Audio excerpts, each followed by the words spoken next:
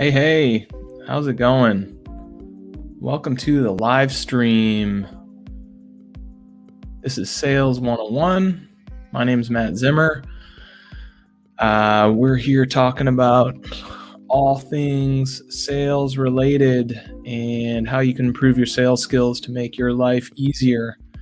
We are streaming on a couple platforms, LinkedIn, Twitch, and YouTube. If you've got questions, comments, feedback, feel free to chime in, shoot me a message. Happy to answer anything you got about what's going on here. If you're on LinkedIn, there's also a link to join the live stream direct. Love to have you come on and say hello. Most of you won't do that, but that's all right. You can watch me be a talking head for the next 60 minutes. And we're going to have some fun today. Got a couple things to share. Would like to get to a, what do we call it? A reaction video to some other sales content that I've seen. Give a reaction on whether or not I think it's valid. And haven't done that before, so that might be cool. I think we've got a shame video coming up. That'll be fun. Get to look at some companies' websites and tear them apart. So if you're into providing shame or shade, stick around. Let me know what you think. I don't know. I know LinkedIn's a place where you're supposed to be overly positive, but I'm going to be overly positively negative or something like that. So that might be fun. Like I said, here for the next 60 minutes, hanging out, talking about sales. It's Friday. It's been raining for the last week.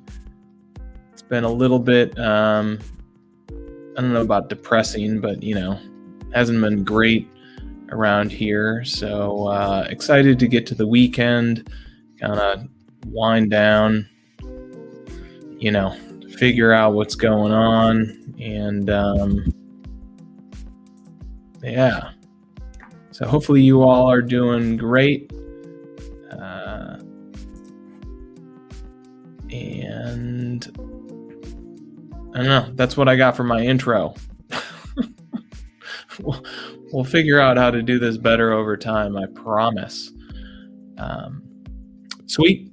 But today, I'm going to jump into the content. We're going to jump right into our reaction video. I know that's what everybody wants to hear. They've been telling me, Matt, we want to hear about, your reaction to this content. And so I've decided I'm going to do it. You guys have been asking for it. So we're going to make it happen. And we're going to do it. We're going to do our reaction. So here we go. What's your major malfunction? Reaction video to some crazy content that's been out there. I'm sure everybody's seen this. Absolutely. It's been just trending like nobody's business. All sorts of sales content going on, sales questions, sales feedback on this. So we're going to do a reaction and see what you think. So let me pull this thing up.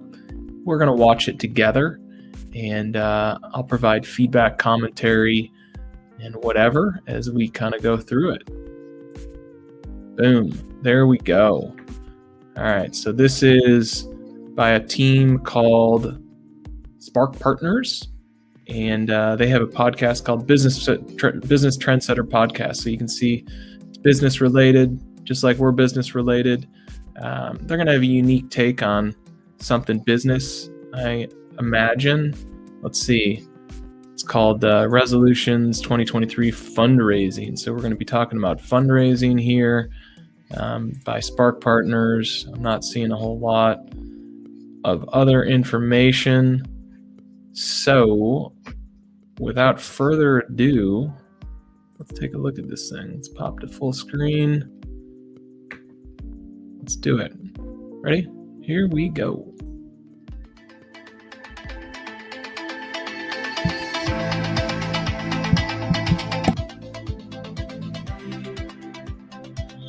Welcome to the Business Trendsetter Podcast, where we talk about trends and how to grow your business. My name is Manny Turan. And I'm Adam Hartone. We are Spark Partners. Welcome to 2023. We've got lots of exciting things to share with you this year. Certainly a lot of things in process, a lot of trends that are unfolding. Obviously, the big 5 trends are still in motion. And we, of course, want to bring... All right. First, I have no idea what the big 5 trends are. So that's my first. I've got no idea, but maybe they'll explain them. Let's hear it, Manny. Lots of value by helping you to rethink the way you think about business growth, give you some really good tools you can use. And I thought today, Adam, as we discussed a minute ago, the conversation about really what it takes to raise money and why it's so important for entrepreneurs and established companies alike to have a bit of a war chest at their disposal. So give us your thoughts on why it's important for companies to raise money. Well, as you know, the number one thing we preach to people all the time is the most important thing in your business is sell more stuff. That sales are the best predictor of future success. When you're selling and selling more stuff, then that means customers are coming to you and you're on trend. So I think that's pretty fair. If you're selling stuff, you're doing all right. What's happening today is going to happen in the future. That's pretty sound logic. I like Adam. He's sounding pretty good. So you can never underestimate the power and importance of having sales. But at the same time, you can sell stuff so fast that you can have a cash flow problem.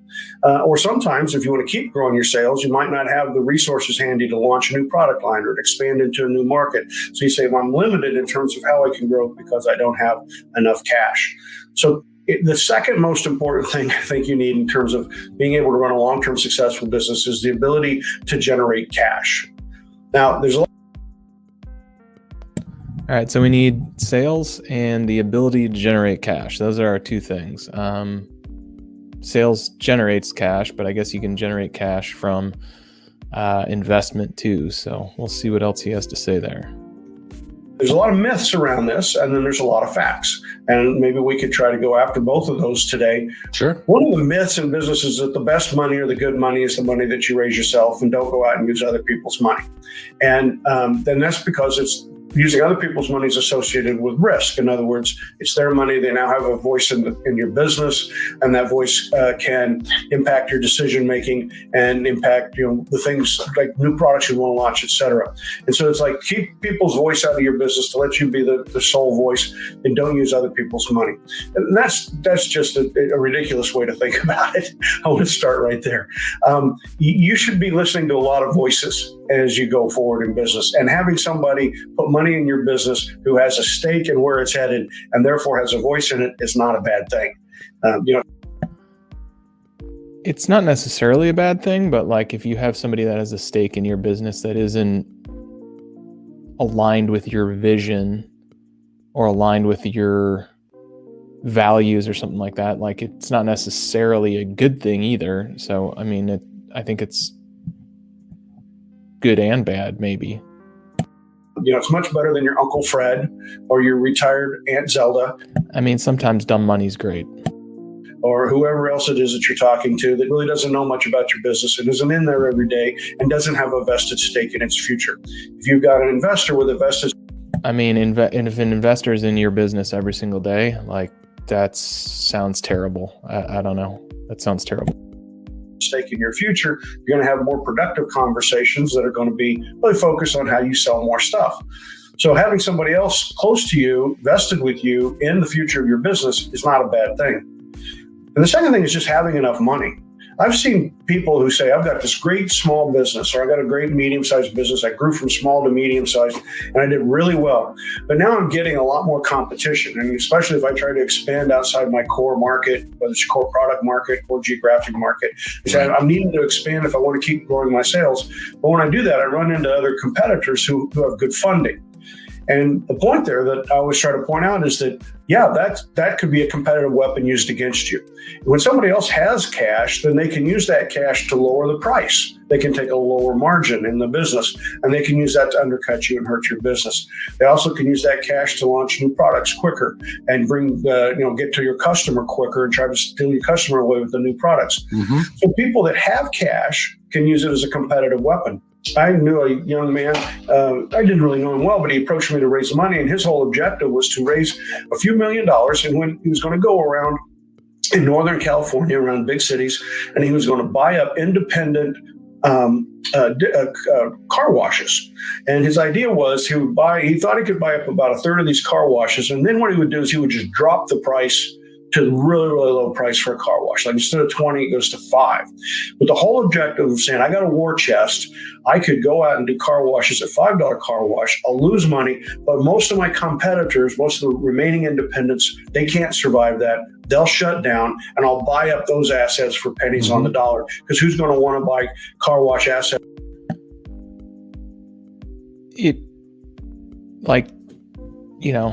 Of course you can, if you have cash, you can use cash to lower price and, try to, this is like, you ever heard of dumping, like foreign, we use dumping as a term when we're talking about, I guess, foreign companies, but I guess it could be used for domestic companies too. It's like, you're offloading products at lower than it costs to make them to put something outside of business. And then as soon as you do that and you have monopoly power, you jack up the price. Like, that's one way to run a business. Another way to run a business is to put that money into marketing or R&D or, business expansion. One way to use capital is to try to put other people out of business. It seems to me I guess I don't believe that's illegal, but man, that seems quite immoral. Are a lot of people doing that? I guess I don't know if a lot of people are doing that. Maybe a lot of people are using their cash to put other people out of business and hoping and praying that they know how long it would take somebody to go out of business and that they don't run out of cash before that happens. I guess. I don't know. Keep listening. Assets when car washes are $5. Then once he got enough of the car washes, he was going to raise the price back up to 20 again, and he would have control of market. That's using a financial tool as part of your strategy for long-term success. Right. And what I see all too often is most of the people that we work with in the small and mid-sized companies don't think of financing as a competitive tool. They don't even think of it. I can't imagine an investor. If an investor was going to come to me and I was like, I got a plan, guys. What I'm going to do is take your money and undercut my competition and run them out of business. Like, wouldn't the first thing they'd be like, well, how do you, like, is it going to work? Like, if I was an investor, there's not a chance I would invest in that business. There's no, it's based on, that feels like really risky to me. Of it as a tool. But it's part of your strategy, how you're going to raise money and how you're going to use money. So just starting there, there's just so many myths about raising money and people who don't go out and do it. And what I'm trying to tell people all the time is, just like you would focus on being good at knowing your customers and you value good salespeople, knowing that your market, and therefore you value good marketing people, and known channels, marketing people can go through Facebook and online media and other channels to reach customers. Just like you would say, I've got great people in my operations that know how to work with my suppliers to get leading edge products, to get treated well, to get better terms. And you think, you don't think twice. It's a great idea to invest in salespeople, to invest in having good supply chain people working for you. But then it's going to say, well, do you have somebody that's vested in reaching out and putting together a story about your business to raise money, that is out there communicating with private money, the family offices, the private equity firms, venture capitalists, banks, small investment banks? Do you have somebody that's out there building your story, talking to the world, and saying, hey, you know what? Whenever we want to, we could pull the hammer on this opportunity and raise $500,000 or $2 million or $7 million. I've never met a small company where the guy says, yep, I got people working on that. We're always evaluating the opportunity to raise money. I've never had someone say they do, but it makes so much sense that you should. And I've got a great... I mean, every single startup does that, right? Maybe not small businesses, maybe not like, second generation family business or something, maybe isn't focused on that, but like, isn't everybody thinking about where to get cash? I mean, raising capital is hard, and it's got a cost to it. So, and it's uncertain if you'll get it. So, having a person out there raising cash costs you money. Maybe it happens, maybe it doesn't. This is just like, what is your business about? What are you trying to do? Certain businesses are focused on raising cash and thinking about shareholders as their customers, and other companies aren't. I don't know. A great story actually to share with you. So there's a person I know that has an interesting technology, or it's actually a service that is delivered via a nurse. So I won't go into too many details. They're kind of in hyper growth mode, but they're starting to hit some brick walls.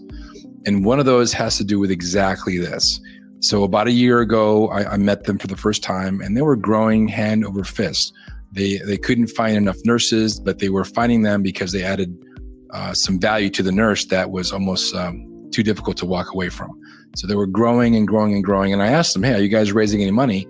And the answer was no, we don't need to. We're really, we're doing just fine. And we're going to grow organically, which, there's. I don't get why Adam chuckled. Like, we don't need to raise money. Like, all right.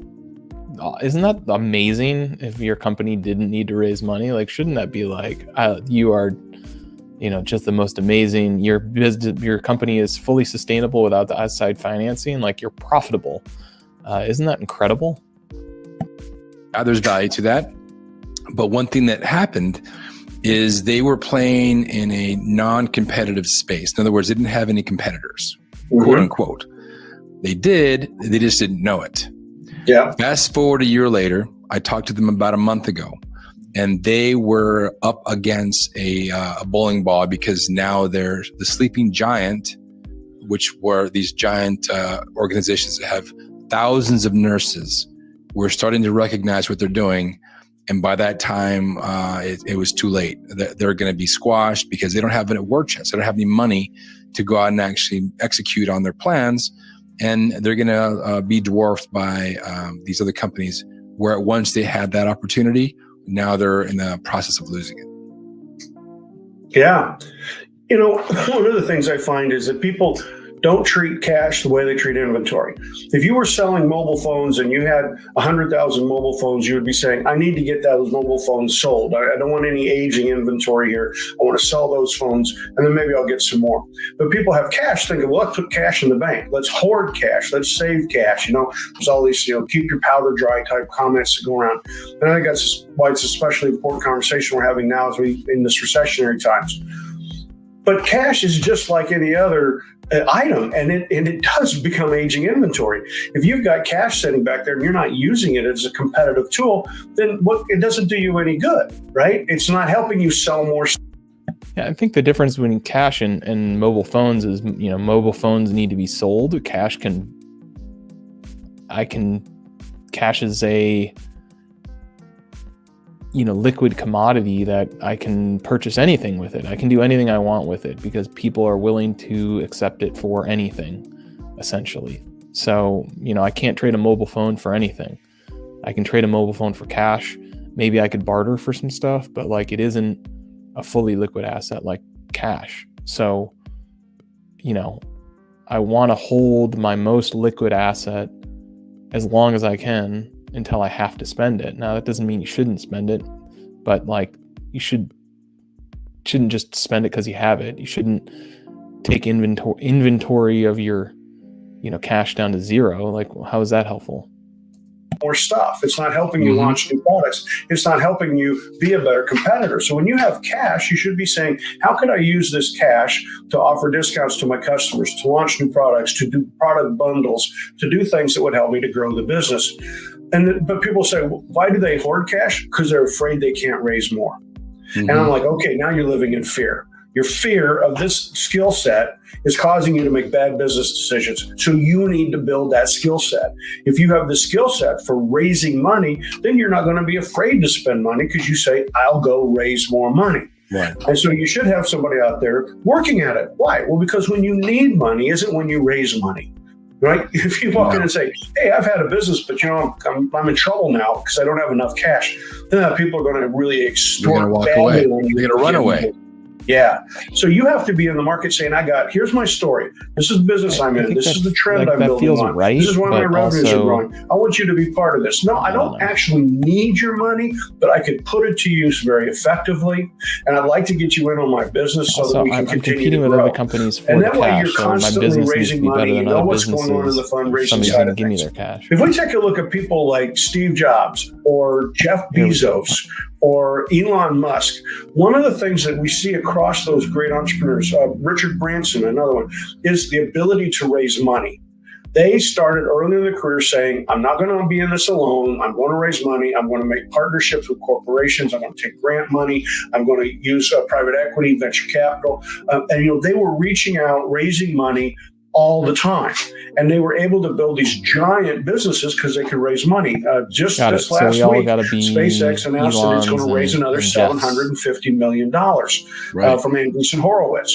So that means that what's happening is that they've gone out there, they've built this rocket ship company, they're sending satellites into space. They've got plans to do more placing things in space, recovery from space, as well as they're now looking at transportation or human transportation into space, selling tickets like Virgin Galactic is doing. And so they've gone and said, look, this is our business model, this is our cash flow plans. We'd like to raise some more money so we can grow the business.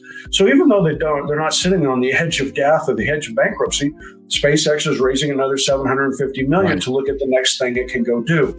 If we look, those are our role models, and our small to mid-sized companies need to be sitting there saying, hey, am I putting my story together? Am I running my story behind people with money to see if it's a sellable story, to see if we fill somebody's needs in their portfolios? If you're not working at it, what's the sellable story though? What makes you think you're going to be good at it when you need it? And if you don't have that skill, what makes you think you can survive without it?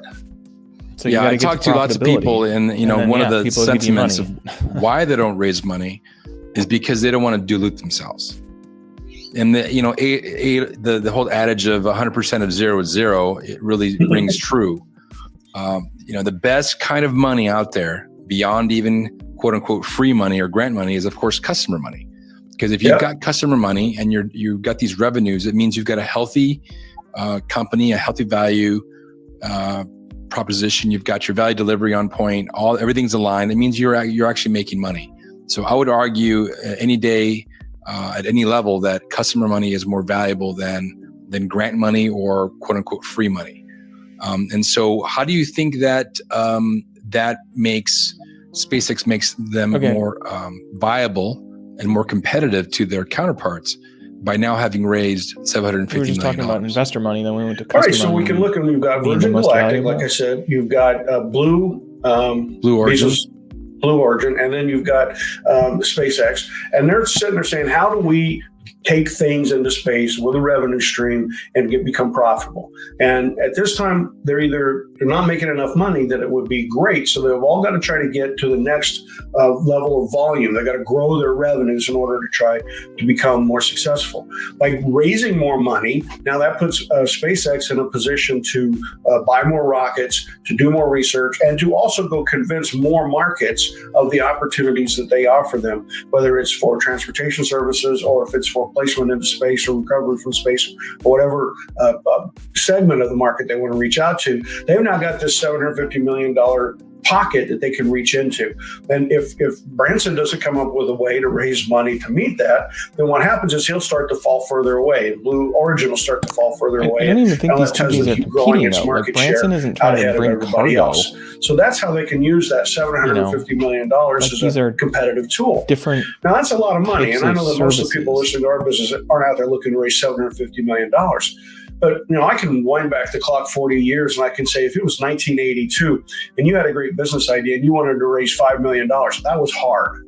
It was very, very hard. There were a handful of venture capital companies. Banks did not offer risk money. It was only loans. You had to have assets and revenues backing any loan that you got, so you couldn't borrow money to start a business. That's basically true today. Investment banks only work with giant corporations raising millions and millions of dollars. Unless you're doing equity capital. Today's such a different world. There are so many venture capital companies that are looking at all different sorts of industries. And they look at it. Some do angel investing, seed investing, all the way up to crowdfunding. I mean, there's a whole host of different funding opportunities for sure. Well, crowdfunding is a great example. That getting money exist, is easy. right? Crowdfunding's been around about 10, 15 years. Today, anybody what are you not doing getting money on crowdfunding and try to raise $100,000. Anybody can do it. You might say, well, I don't need $100,000. I don't really understand crowdfunding. And I'd say, well, you know what? Maybe you should go raise $100,000 on maybe a preferred equity product, which gives your investors no voting interest in the company, and you guarantee them some sort of a long-term rate of return through a preferred dividend at some point into the future.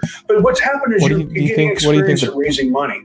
So you're out there raising a little bit of money. I've done some crowdsourcing. I now know what works. I know how people react to it. I know how they like my story, what they didn't like about my story. You're getting feedback on that. Same thing if you're running it by venture capital, saying, hey, I'm out there trying to raise like $1 million. Venture capitalists, if you get them to listen to your story, they will give you an answer. They may say, you know what, I listened to this at first, I thought you're in a good market, but I don't believe your business plan. Or, you know what, you're not selling me that you're on the trend. And they won't say that. They'll just say, it doesn't fit our portfolio. They don't tell you the truth. Until somebody who's got an interest in investing tells you that that's the problem, you're not going to rewrite your business plan. You're going to sit there with it on the shelf thinking you're ready to go, when in fact it's not ready to go. It needs to get market tested, just like a product does. Raising money, you're selling your company to people. You've got to have the right story that makes sense to everyone. And sometimes the things they'll point out to you are true. They're like, you know what? It is a problem that my back end is getting more expensive as I grow. My back end's growing faster than my revenues are. And wow, I do have a profit problem here that unless I reconfigure my business somehow, I'm not going to be able to survive long term. Yep. So I always like to tell people that 90% of businesses don't make it 3 generations. There's the founding generation. And I'm not saying in terms of family. I'm saying there's an initial probably way more than that. When somebody comes along and they're running the business. It could be appointed by the founder. It could be the first level of private equity. Some outside when it comes in replaces the initial founder. Then you get the third level, which is you can think of often happens around a larger funding piece. But anyway, we're now down the road 30, 35, 40 years. 95% of companies never make it to that third step. Why is it they don't make it to that third step? Because they don't plan for the funding to grow. They don't plan for long-term funding. And by not planning for long-term funding, they simultaneously don't think about the exit plan. That's the reason why. So they're going along running the business. The reason why companies don't make it is because they don't plan for long-term 25, 30 funding. years have gone by well. Then what happens is they get into some situations. They need to make more investments. They don't have the money. They never learned how to raise the money. The competitors come at them. They do know how to raise money. The competitors come at them hard. They don't know how to raise the money to fight back. And boom, they get trashed. They just here they've made the gun, but they ran out of ammunition, and they didn't think ahead to say, I got to have a good supply of ammunition, meaning cash to keep myself in the game, keep myself in the battle, and therefore they missed out on that third one. So all of this just points to that it's never too soon to start getting out there and testing the waters to raise some money, to raise some cash. The idea of having an investor you shouldn't as a test partner, the waters. as you mentioned, not only does it give you a good like employing sense somebody of to what test is the waters, good and what's that's bad in your business, you can address it from usually from professional investor side. Business is a different but also it gives you a level of accountability that's going to keep you moving. What's the and it's going to give you also a bit of a Band of Brothers kind of mentality. When you're going after a new market, you can reach out to your investors and say, hey, listen, gladly do that job we're thinking about. Can you use your vast resources to see if that's a good place to go towards? I mean, especially if they're sophisticated, they're going to have some business analysts at their disposal. They're going to help you to navigate those waters because they want to protect their investment. And obviously, if you're going to be in the mix with them, you're going to both have that extra edge to succeed. Now, let's say that you don't. So most people, when you say raise money, they think of common shares. Oh, I'm going to go sell stock in the company and sell 5, 10, 15%. The world's not that simple anymore. We're much more sophisticated. You've got private equity shares that you can sell where they're non-voting. You can also sell general convertible shares. Notes. There's safes. There's lots of things out there. There's a lot of products, and some of them have voting rights and some of them don't have voting rights, right? And so we'll need to know what those products are so that we can get out there and understand what people buy. But most importantly, it helps you set a value. Once you start raising some money, you've got some outside third-party influence that's helping you say, well, I think my company's worth, and you've got a value on it. And then you could keep looking over time as you raise more money. Is the value going up or is the value going down? Now, here's the second place where this gets really important. Everybody's having trouble hiring. The demographic issue that you and I have talked about for 3 years here, the big trend around demographics, aging population, not enough workers. We're seeing that today. We still, despite the fact that the Federal Reserve has jacked up interest rates this 2022 so much, we still see the economy getting squeezed, yet unemployment remains at these really low levels, down in the 3.74% range for unemployment. To keep employees, you can give them a stake in your company, but not if you don't have these opportunities out there to value the company. So if you're sitting there saying, I would like to keep employees in my company, I'd like to keep really highly talented people. You show value. One of the best places to offer this form of compensation where you say, here's your cash, here's your bonus, but here's something that's tied to the value of the company. Upside and downside. Those people, if they don't see the growth, they're going to be out of there in a second. Convertible stock, all these different kinds of things. You can say, you now have a vested interest in this. And by the way, I'm not saying the company's worth $100 million. I have gone out in the marketplace, and the marketplace has said the company's worth $100 million. And by the way, you're not just dependent on the entity that put the money your stock back. So now you got to get multiple people to validate. I'm now demonstrating that I have third-party investors, which means there could be other people that you could sell your ownership to besides me. And all of this also points towards a future point in which we either go public or we have a private equity buyout or we have an acquisition where somebody takes over the company. And then whatever these employees have as ownership, it comes good and they now have big checks coming their way. So if you're out, you can't give people equity in your company in a way that's really going to feel tangible to them, make them think that they can build value unless you've got a third-party connection because you're out in the marketplace raising money. So raising money becomes a way to really help hire and help retain your best people.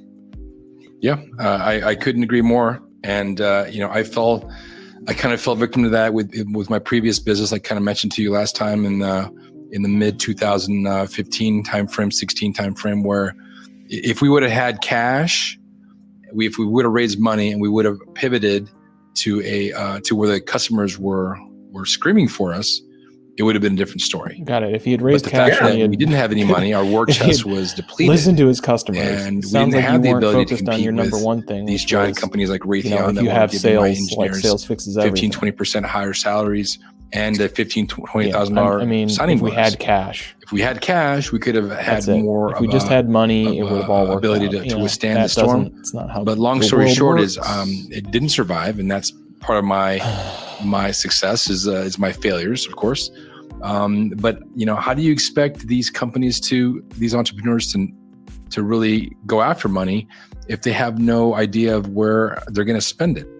So how would you say that obviously salespeople is important, marketing people is important, but how should an entrepreneur, an executive, once he raises the money, I was going to give it to my employees. That's what I was going to do because I was going to. Well, again, I always believe in growing your business. So, can you look to new markets? If you're in one geography, like for example, the guest we had who had a wine business in Tucson, great business. But I thought we were going to use that money to. If he had a little more money, I'd say, well, what's another market that's kind of like Tucson, one that's overlooked, one where you could have a local identity, a local brand, and do well. Could you find another market? Because I've heard of people doing something similar to him in places like Austin, Texas. So are there other places you could expand geographically? Could you offer beyond? A lot of people that sell wine find that they can sell other luxury food goods like very high-end olive oils. And that's a non-perishable or perishables like cheeses or something else. There's another opportunity. So when people buy wine from you, they could buy these other products from you.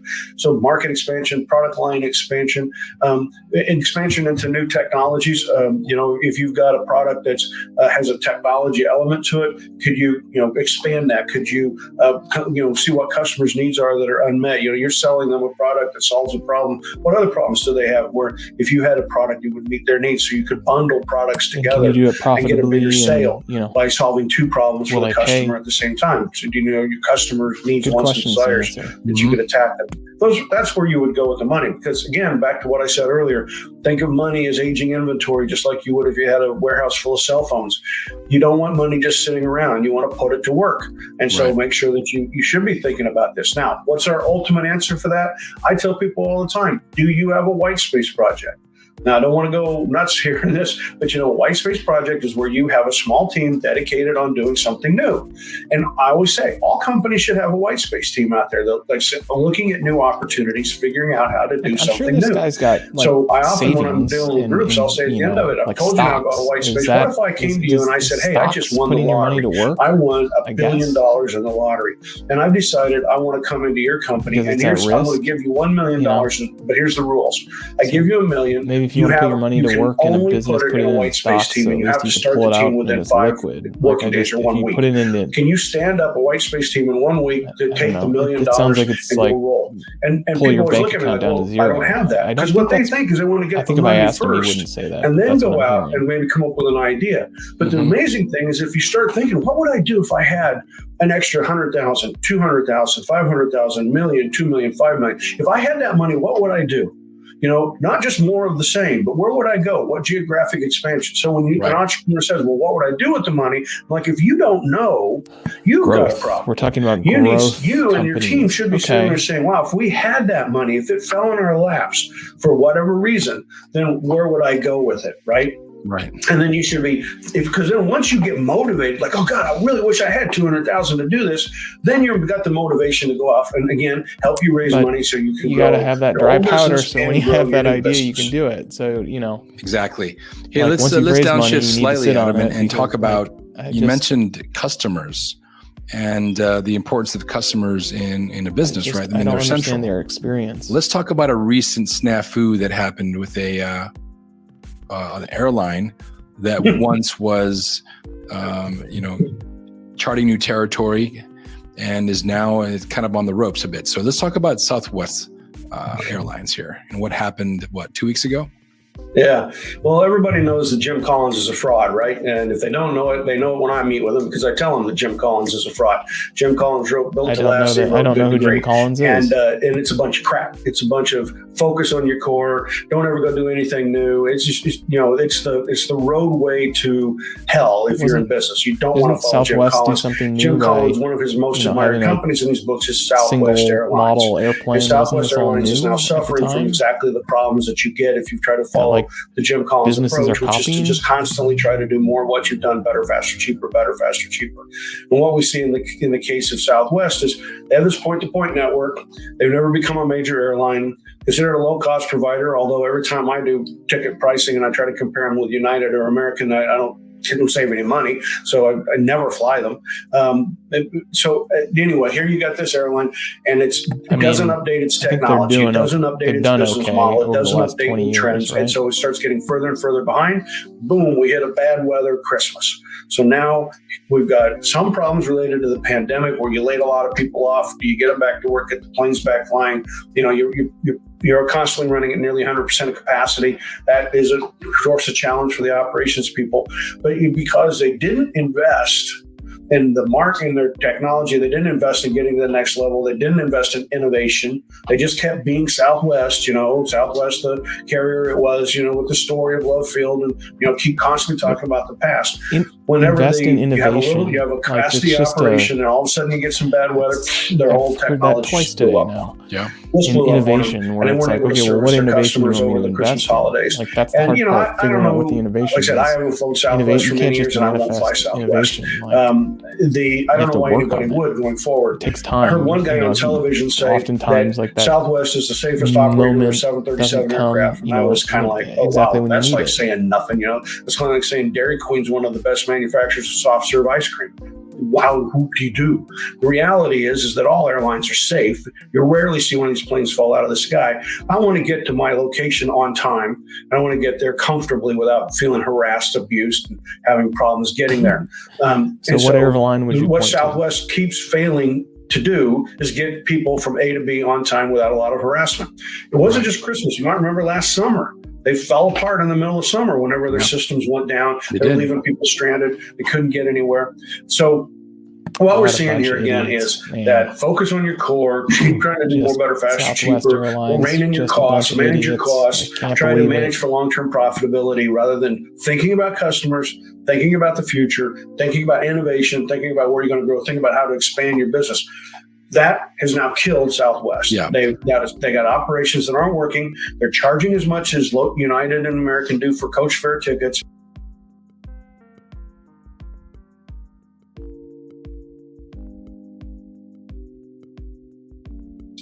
And the only people that are flying them are people in third-tier markets who feel like they don't have another option. But even those people are now starting to say, like at Christmas time, I met some people that were in a Southwest market. They drove for 2.5 hours to get to Atlanta so that they could take a major airline to get to the West Coast. So they didn't get stung like the people who had Southwest tickets. Yeah, and I think what's happening to Southwest is what happened to a lot of these other companies in the Jim Collins books, like Circuit City, like Sears.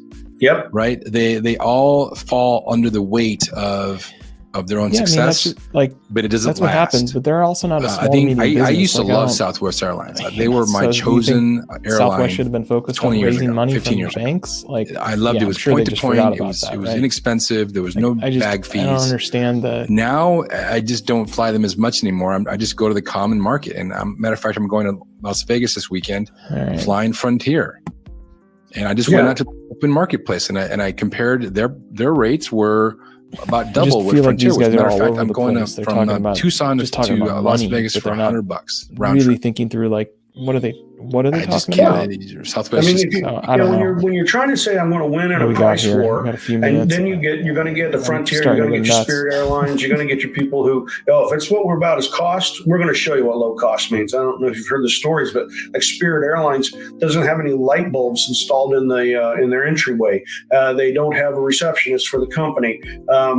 They take cost cutting way beyond what Southwest has. So when you say, oh, well, we're one of the low-cost carriers with Spirit and Frontier, what you saw immediately was, oh, no, you're not low-cost. You can't compete with those other models that a Frontier has. Yeah, you can. So, I think what we want to say here is we're starting 2023 is that people need to realize that they got to sell more stuff. Selling more stuff means getting into new markets. That's what you're saying? Growing your product line, growing your geography. And getting into new markets. And when you do that, you can't rely on having it all done with your own money. And you certainly can't get there if all you're thinking about is how to cut costs. So you have to say, I'm going to think about growing, and that means I'm going to start thinking about how I raise money. And raising money becomes the second most important thing after selling more stuff. And if you don't have that skill set, you need to build it. And if 2023, if you think it's a tough year that you get into, then get out there now with building that fundraising skill. Think about your company as Start your product. Today, don't wait. That's what you're selling. Commit to yourself. You're going to go out in the marketplace and try to raise some money. So maybe what he's saying is selling your stuff and then selling maybe your you company. Maybe you put an offering and go to your suppliers. Great. Say, hey, would you like to share in our expansion? Just go to a crowdsourcing platform. Think of the different ways you can go. Absolutely. And go. And if you don't get the money, take it as a learning experience. Don't just say, oh, it's bad. Say, oh, what did I learn?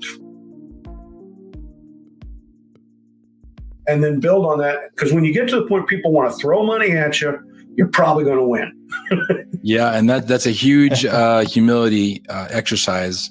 Taking that feedback, going back to your team and telling them, hey, listen, this is what we've heard from investors. Let's take a hard line look at what they're saying because they're out there in the marketplace. They do this for a living. They know better than we do. Let's listen to them. And Why? let's Why do they know retool. better than you do? And if you have Maybe any you're being questions for innovative Adam and I, we're always know. available for discussion. Manny at How do you know, sparkpartners.com. innovation doesn't come and from Adam at listening to your sparkpartners.com. investors. This new year, 2023, is going to be a banner year, irrespective of what's happening and all the calamity. People on these pulpits saying that the sky is falling. Adam and I believe that this is a great time to be in business. And the moves you make right now, these advanced moves of leaning into your sales opportunities, leaning into using the cash that you raise or you have in hand to grow the business, the time is right now to make that decision and put this thing into action. Hey, people want to get high rates of return. And right now you've got Netflix off 67%. You've got Meta off like 55, 60%. You've got Amazon down something like 50%. You've got Microsoft went nowhere last year. You've got Apple down about 40 to 35%. People are not putting their money in those stocks, but they've got money. I would love to know how much money these guys have raised. And so they're looking for places, and they're looking at a wider spectrum of opportunities. Partners. That's why 2023 is the year to get after it. I just want to know. Very well said. With that, we'll talk to you next week. And my experience is money is difficult to raise. Tune into our podcast here. We'll help you. We'll close that out now. Capital is difficult to raise, and I don't know. I just have a different experience from you guys, and I agree on a bunch of your points, but man, it's just not how it works, in my opinion. Anyway, hopefully that was what you guys were looking for on the reaction. Maybe we'll do more of those. That was kind of fun to see what the heck some other people were talking about when it came to sales. So who knows? All right. Well, we've got one other thing coming up today, and that is our shame video. Here we go. Where's my clip? Shame.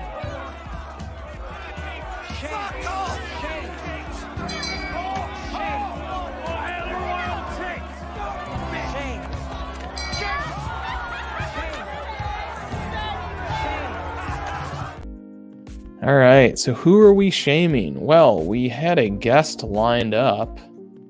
As you can see, Vikas Saini, and he didn't show up. Scheduled an appointment, didn't show up. What do you know? So we're going to shame him today.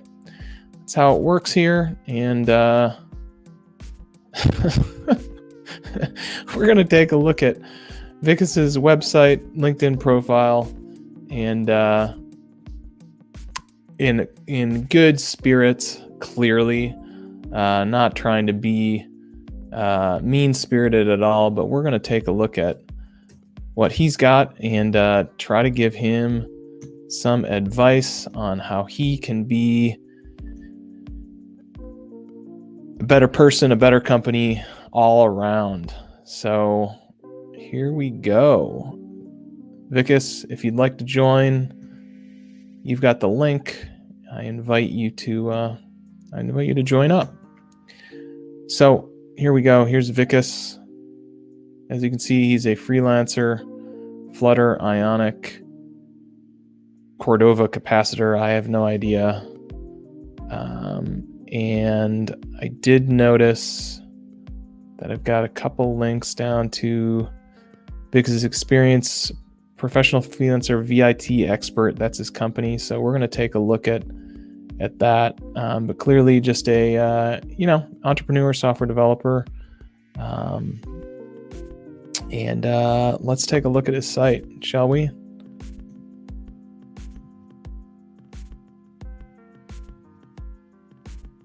I think if I go to contact us, is that going to pull it up? There we go. VIT expert. All right. One exceptional approach makes us unique. So right away, I have no idea what this company does. None. It's got some stock photo, people looking at, two women looking at this guy. Clearly, he knows what's going on. He's got glasses. If you dream it, you can do it. So one exceptional person. So it feels to me like he is the vibe that I get from this is that he is a coach. About Us. Let's check out About Us. Site looks fine. Looks like a probably a WordPress theme. What are we thinking? Let's find out. What CMS? Why not? Let's throw this thing in. Oops. Let's throw this in. See how it goes. WordPress. No. CodeIgniter. I don't know what CodeIgniter is. Web framework. What is CodeIgniter? CodeIgniter is a web framework. Let's see. Well, looks like he built it out of CodeIgniter. No idea what it is, but that's all right. World-class information. We offering. All right, so we need some help with our copy. Make sure you focus on copy. Copy is important. People do read it. This is a lot of copy. I think if you had this much copy, you'd probably be good really trimming that down to like one sentence or a couple bullets. A lot of stock photos, obviously. So I don't know. It says he's a freelancer, but then we got VIT expert.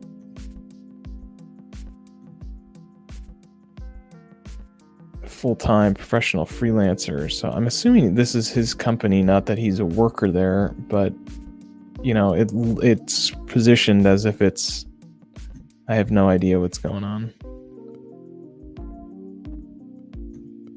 Ooh, you can work here. No.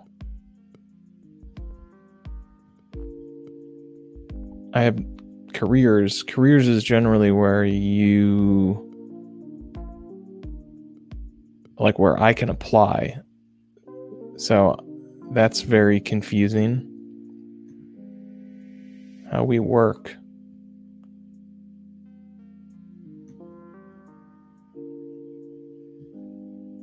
I'm putting this up on my other screen, so sorry if it changes. Client-oriented approach, analysis, design, development, testing. So, I mean, so it's an IT consulting services company. Meet our heroes. There's Vikas. There he is. So it's a 2-person. Rajneesh, if you're watching this, feel free to chime in.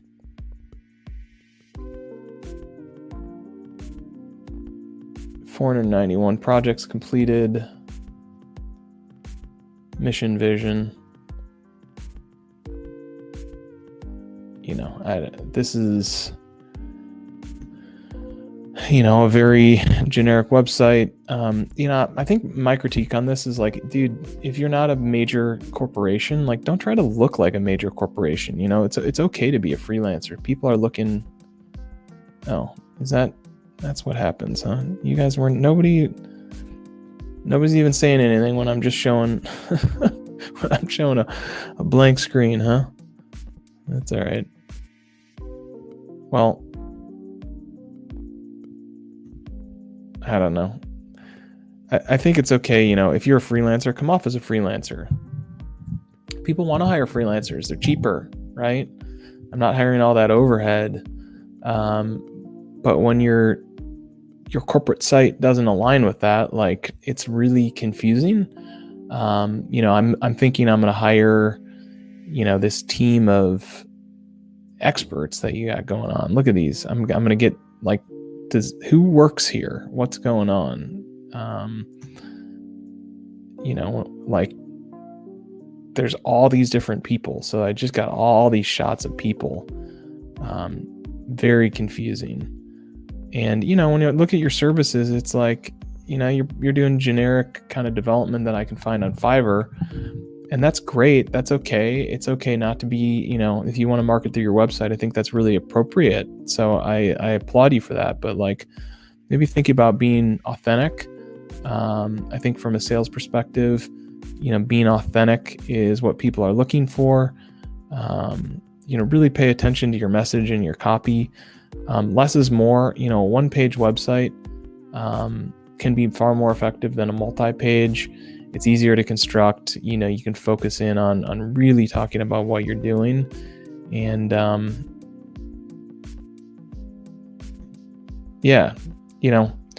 so Vikas, I wish you had showed up. It would have been nice to have a conversation, but you gave me the opportunity to look at what you're doing, and hopefully those critiques will help you in your pursuit. I think my other, suggestion is show up for a meeting, man. Like, what are you doing?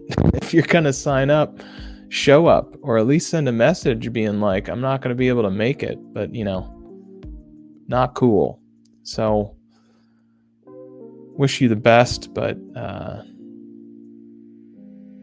yeah. All right. Well, that's going to do it. That's what we got for you today. If you have a video you want me to watch and do a reaction to, love to see it. These were kind of fun.